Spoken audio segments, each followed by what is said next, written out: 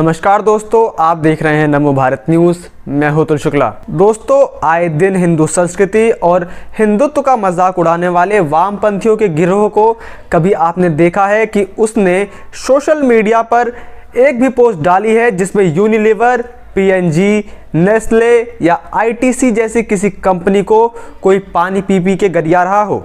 अपने आप को माओवाद का चैंपियन बताने वालों ने कभी देश के मजदूरों को उनके ही देश के बने उत्पादों का प्रयोग करने के लिए कहते देखा हो? आज तक कभी किसी ने पूछा कि शक्ति भोग आटा इतना महंगा क्यों आता है? ब्रिटानिया के बिस्किट का क्या दाम है और इसके अंदर ऐसा क्या डाला जाता है? इसकी समीक्षा पढ़ी कभी आपने सोशल मीडिया पर?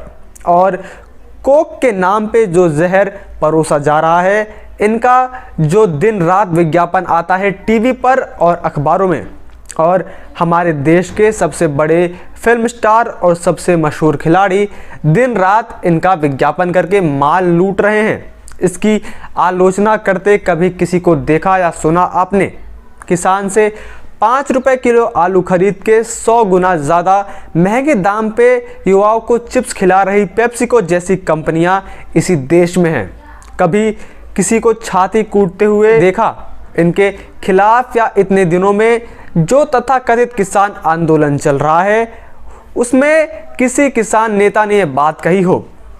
मौर्या शेरेटोन में दाल बुखारा 1800 रुपये प्लेट क्यों बिकती है? इस पे कभी सवाल उठाया किसी ने? जबकि गरीब की थाली में दाल के नाम पर बस उसका पानी ही है। नहीं सुना होगा, मगर ये ही लोग दिन रात बाबा रामदेव के एक प्रोडक्ट की समीक्षा करते नजर आ सकते हैं। इन लोगों को बाबा के विज्ञापन तो चाहिए, मगर कोरोना की दवाई जो बाबा ने बने उसका प्रचार ये कभी नहीं करेंगे। बाबा जो कोरोना से बचने के लिए योग बता रहे हैं उसके बारे में ये कभी बात नहीं करेंगे। दिन रात जो ये लोग बाबा को गरियाते रहते हैं, बाबा ने क्या ले लिया इनका? इनको सिर्फ बाबा से ही क्यों एलर्जी है? सचिन तेंदुलकर और महेंद्र सिंह धोनी जैसे लोग भी तो खाकपति से अरबपति हो गए, सिर्फ कोक और पेप्सी का विज्ञापन करके।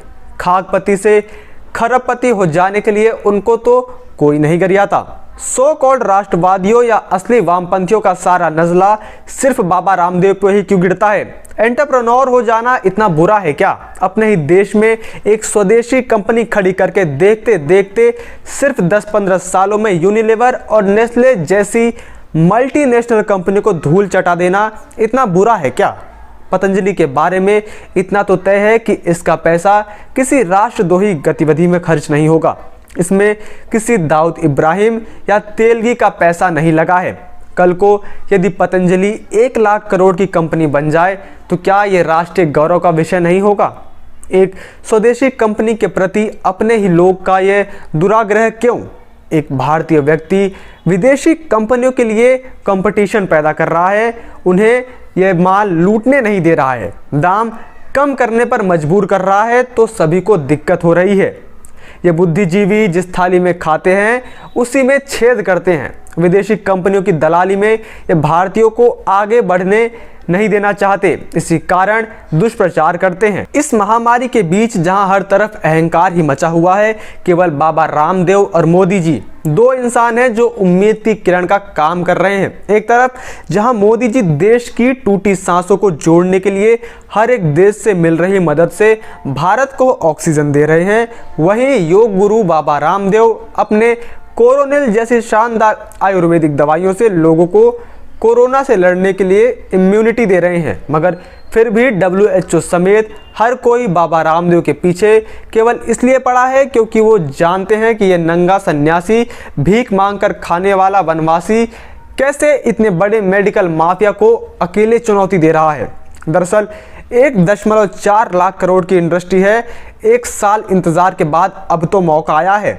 ऐसे कैसे किसी बाबा को फ्री में, वो भी भारत के आयुर्वेद के नाम पर, इतनी बड़ी इंडस्ट्री को बर्बाद होने देंगे? सालों से सीपला और रेनबैक्सी लोगों को जहर बेचकर कैंसर फ्री में दे रहे थे, अब कैसे अपनी सच्चाई उजागर होने देंगे? ना हो आयुष मंत्रालय पर ही दबाव है इस इंडस्ट्री का, इसीलिए दवाई बैन नहीं हुई। विज्ञापन पर ही रोक लगा पाए क्योंकि बाबा ने तो सारे नियमों के तहत ही सारी रिसर्च की, डॉक्यूमेंट्स हैं तो सरकार भी कुछ नहीं कर सकती। बाकी सच्चाई तो आप भी जानते ही हैं। वैसे दोस्तों, इस सब के बाद एक बात तो तय है कि बाबा ने पतंजलि उत्पादों से ये सिद्ध कर दिया है कि कोई तो उद्योगपति है जिसका पैसा केवल राष्ट्र सेवा में ही लगा है, जिससे कोई मुनाफा कमाकर विदेशों में नहीं लगाया जाता। साथ ही बाबा मोदी जी के आत्मनिर्भर भारत के सपने को भी साकार कर रहे हैं, तो साथ ही वोकल फॉर लोकल की भारत की क्षमता को भी प्रदर्शित कर रहे हैं। लेकिन कुछ लोगों को यह बर्दाश्त नहीं हो रहा है। आए दिन बाबा के खिलाफ ये लोग षड्यंत्र रचते रहते हैं। आज जब पतंजलि योगपीठ के 83 कर्मचारी कोरोना पॉजिटिव हो जाते हैं तो बाबा का मजाक बना रहे हैं। मगर ये बताइए कि कौन सा ऐसा डॉक्टर है या हॉस्पिटल है जो अपने कर्मचारियों को कोरोना होने से बचा सकता है। आज एम्स तक के डॉक्टर इलाज करते करते खुद बीमार हो रहे हैं। लेकिन यह भी सच है कि खुद पतंजलि योगपीठ ने ही न जाने कितने ही लोगों का इलाज आयुर्वेद से किया है। यहाँ तक कि खुद हजारों डॉक्टर पतंजलि योगपीठ में जाकर अपना आयुर्वेदिक उपचार कराते हैं। और यही कारण है कि आज विदेशी कंपनियां बाबा रामदेव के पीछे पड़ी हुई हैं और बाबा ने अकेले ही इन सभी विदेशी कंपनियों को देश से खदेड़ करके जो काम किया है। मगर आज भी बहुत सारे लोग हैं जो दुनिया की चकाचौंध में भारत की स्वदेशी की ताकत को भूल रहे हैं। इस स्वदेशी की ही ताकत है जो भारत में 2 कोरोना वैक्सीन बन चुकी हैं और भारत की जनता को कोरोना से लड़ने में मदद कर रही हैं। और आलम तो यह है कि अमेरिका तक ने भारत की स्वदेशी की ताकत को कमज़ोर करने के लिए वैक्सीन बनाने के लिए लगने वाले कच्चा माल को देने से मना कर दिया था। लेकिन भारत के ही वसुधैव कुटुंबकम के पालन के चलते दुनिया ने अमेरिका को भारत के आगे झुकने पर मजबूर कर दिया और आज पूरी दुनिया भारत को मदद भेज रही है। Britain, France, Germany, Italy, Saudi Arab, UAE, Singapore और भी ना जाने ऐसे कितने देश हैं जिनके बाद अमेरिका तक को भारत के आगे झुकना पड़ा और भारत की स्वदेशी की ताकत को मानना पड़ा। बस इंतज़ार तो उस दिन का है जब मेड इन इंडिया प्रोडक्ट पूरी दुनिया में बिकेंगे और लोग उन्हें खरीदने के लिए पागल होते दिखेंगे। लेकिन वो दिन भी आएगा और बहुत जल्द आएगा। बस ज़रूरत है इस देश के मूल निवासियों को आत्मचिंतन करने की और स्वदेशी का प्रचार प्रसार करने की। बाकी यह वामपंथी दल, यह माओवादी विचारधारा के लोग इसी प्रकार से पतंजलि को नीचा गिराने के प्रयास करते रहेंगे, लेकिन पतंजलि अपनी रॉकेट की रफ्तार से आगे बढ़ती जाएगी। बाकी आपकी इस बारे में क्या राय है, आप कमेंट सेक्शन में ज़रूर बताएं। इतना ही नहीं, अगर आपको यह वीडियो पसंद आई हो तो आप इसे लाइक करना मत भूलिए और साथ ही इस वीडियो को अपने दोस्तों के साथ ज़्यादा से ज़्यादा शेयर करें। बाकी देश और दुनिया की तमाम बड़ी खबरों से जुड़े रहने के लिए देखते रहिए नमो भारत न्यूज़। जय हिंद, जय भारत।